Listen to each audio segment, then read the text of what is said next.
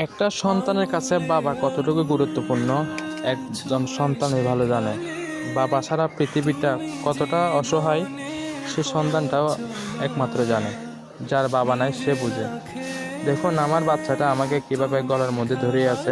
একজন সন্তান যখন তার বাবার গলায় ধরে জড়িয়ে থাকে তখন বাবার কাছে পুরো পৃথিবীটা আনন্দদায়ক মনে হয়। যেমন আমি নিজেই প্রমাণ। বাবা জিনিসটা কি, এখন আমি যখন বাবা হয়েছি তখন বুঝতে পারতেছি বাবা আসলে কি। বাবার কোনো তুলনা হয় না একজন সন্তানের জন্য। বাবারা অনেক মহান, বাবা শ্রেষ্ঠ।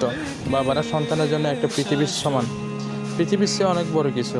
বাবা ছাড়া পৃথিবীটা পুরাই অচল সন্তানের কাছে।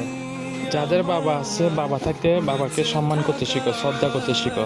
যখন বাবা থাকবে না তখন বুঝতে পারবে পৃথিবীটা কতটা কঠিন। একবেলা ভাত না খাইলে বোঝা যায় ভাতের কষ্ট কী, কিন্তু বাবা যখন থাকবে না বাবার কষ্টটা সে নিজেই বুঝবে।